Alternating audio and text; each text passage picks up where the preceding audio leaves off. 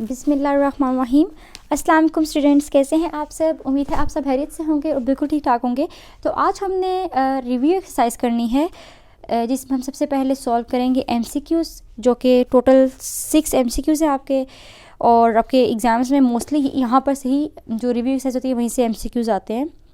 तो एमसीक्यूज़ को सॉल्व करना है। इस एक्सरसाइज मतलब इस चैप्टर 8 के जो एक्सरसाइजेज हैं उनका सोल्यूशन हम कर चुके हैं और वो चैनल पर अपलोड है। उसकी पूरी एक प्लेलिस्ट है चैप्टर 8 क्लास 9 की, तो आप वहाँ से उसका बाकी सब सोल्यूशन देख सकते हैं। ये लेक्चर नंबर 79 है। तो अभी हम एमसीक्यूज़ का सोल्यूशन स्टार्ट करते हैं। सबसे पहला एमसीक्यू क्या है हमारे पास, if x minus 1 y plus 1 is equals to 0,0 then x, y is, तो x, y जो हमारे पास पॉइंट है, इन 4 ऑप्शन में से इसका आंसर क्या बनता होगा अगर हमारे पास गिवन ये चीज़ है। तो इसको किस तरह से सॉल्व करेंगे, इसका आंसर किस तरह से फाइंड आउट करेंगे, यहाँ साइड पर हम सॉल्व कर लेते हैं। फर्स्ट एमसीक्यू सॉल्व करने जा रहे हैं जिसमें हमारे पास x माइनस 1 y प्लस 1 को इक्वल दिया गया है 0,0 के। तो स्टूडेंट्स, ये बात जब हम लोगों ने ये चैप्टर पढ़ा है तो हम लोगों ने ये डिस्कस की है कि जो हमारे पास फर्स्ट कोमा से पहले वाली चीज़ होती है ये x वाली साइड होती है, और जो ये वाली साइड होती है ये y की साइड होती है। सिमिलरली ये भी x की साइड और ये भी y की साइड। इंडिपेंडेंट वेरिएबल इस साइड पर और डिपेंडेंट वेरिएबल इस साइड पर होता है। ये एक सीक्वेंस है इसको लिखने का, तभी यहाँ पर भी इसी तरह से लिखा है। अब क्या करेंगे हम लोग, x माइनस 1 को हम लोग इसके इक्वल लिख लेते हैं। So x minus 1 is equals to 0, और जो y प्लस 1 है इसको इस वाली साइड की इक्वल लिख लेते हैं। So y plus 1 is also equals to 0, क्योंकि इस साइड पर 0 0 ही दिया हुआ है। सो अब 1 इस साइड पर नेगेटिव है, इस तरफ आके प्लस 1 हो गया। सो x की वैल्यू ये आ गई, y इस तरफ आके माइनस 1 हो गया, y की वैल्यू ये आ गई। अब जब इन दोनों वैल्यूज़ को अगर मैं पॉइंट की फॉर्म में लिखूँ, इस फॉर्म में x को y की फॉर्म में, तो ये मेरे पास बनेगा 1, माइनस 1। सो इन 4 ऑप्शंस में से 1, माइनस 1 कहाँ पर है, ऑप्शन ए में हमारे पास ये लाई करता है। सो फर्स्ट एमसीक्यू की ऑप्शन ए जो है वो हमारे पास करेक्ट आंसर है, और मेथड मैंने आपको सारा बता दिया इसका। तो हम इससे करेक्ट ऑप्शन को चूज़ कर लेते हैं, ये ठीक हो गया। अच्छा, अब हमारे पास है सेकेंड एमसीक्यू। ये भी इसी तरह से सॉल्व होगा जैसे हमने फर्स्ट एमसीक्यू को सॉल्व किया है कि if x, y 0 is equals to 0,y then x, y की वैल्यू इन 4 ऑप्शन में से क्या होगी। तो जिसको सॉल्व कर लेते हैं। अच्छा, इसको रब करते हैं।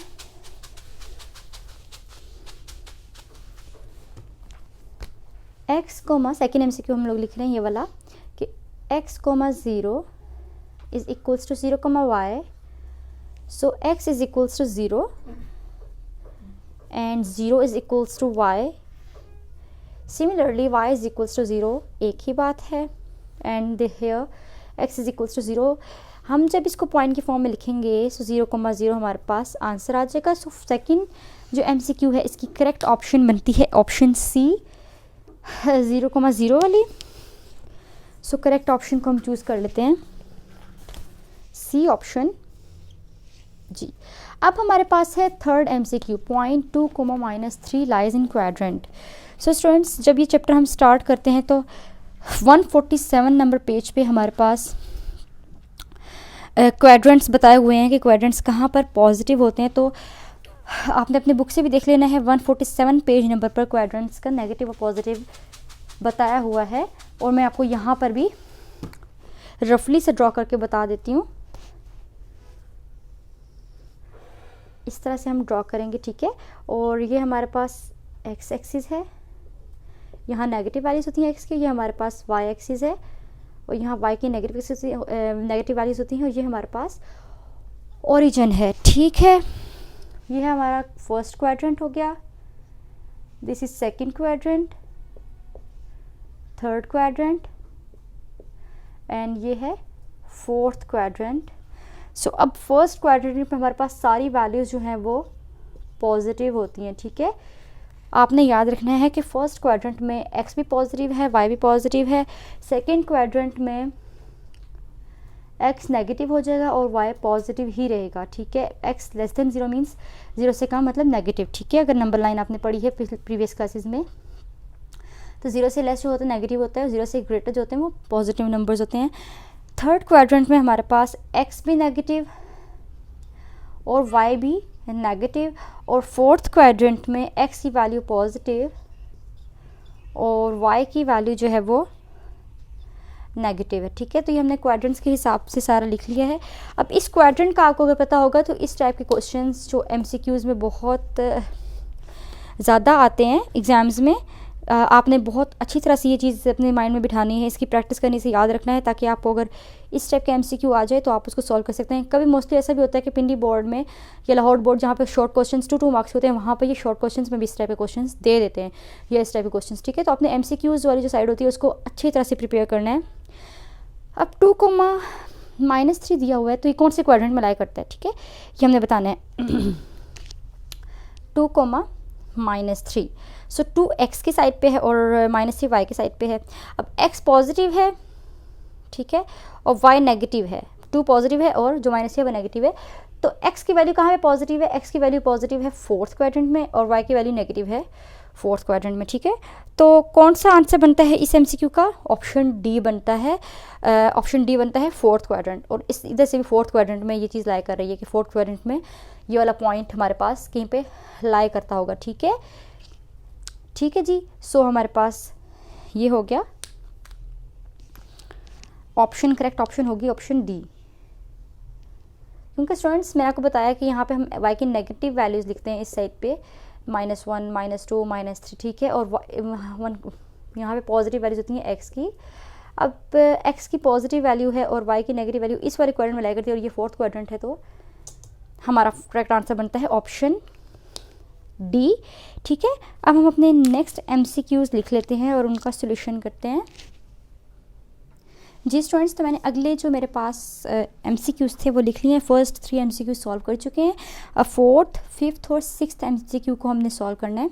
तो फोर्थ वाले में क्या कह रहे हैं? Point -3 lies in quadrant, means point -3 कौन से क्वाड्रेंट में लाई कर रहा है? फर्स्ट, सेकेंड, थर्ड या फोर्थ में? तो स्टूडेंट जैसे मैंने आपको फिफ्थ एमसीक्यू में बताया है, थर्ड एमसीक्यू में जैसे मैंने आपको बताया है,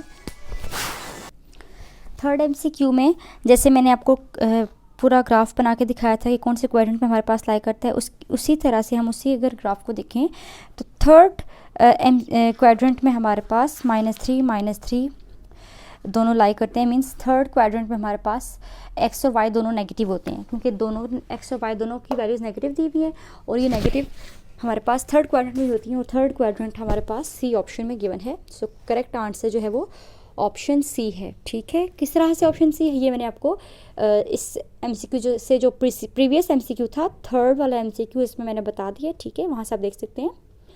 लेकिन अगर आपको फिर भी कुछ समझ में नहीं आता तो कमेंट सेक्शन में पूछें, वहाँ से आपको मैं ज़रूर आंसर करूँगी। फिफ्थ एमसीक्यू है, if y = 2x + 1, x = 2, then y की वैल्यू क्या है? अगर हमारे पास ये इक्वेशन गिवन है और ये वैल्यू गिवन है तो इसको सॉल्व करते हैं। फिफ्थ एमसीक्यू के लिए हम लोगों ने क्या करना है? फिफ्थ एमसीक्यू के लिए मैंने जो इक्वेशन गिवन है वो लिखी, y = 2x + 1 और x = 2। अब x की वैल्यू को यहाँ पे पुट कर दें तो y = 2 × 2 + 1 और 2 × 4 + 1, और ये हो गया 5। सो y की वैल्यू आ गई है 5 जब x = 2 था। तो ऑप्शन डी जो है वो हमारे पास आंसर है। ठीक है, फिफ्थ एमसीक्यू का। अब लास्ट एमसीक्यू है कि which order pair satisfies the equation y = 2x, कौन सा ऑर्डर पेयर इस इक्वेशन को सेटिस्फाई कर रहा है? तो अब ये चीज़ कैसे मालूम की जा सकती है कि कौन सा ऑर्डर पेयर इस इक्वेशन को सेटिस्फाई कर रहा है? वो इस तरह से मालूम की जा सकती है कि जब हम लोग वैल्यूज पुट करेंगे जो एमसीक्यूज में ऑप्शन में दी हुई हैं, और उन वैल्यूज की वजह से लेफ़्ट और राइट साइड दोनों का आंसर इक्वल आ जाए, तो वो ऑर्डर पेयर सेटिस्फाई कर होगा। फर्स्ट ऑप्शन ए ऑप्शन लेते हैं।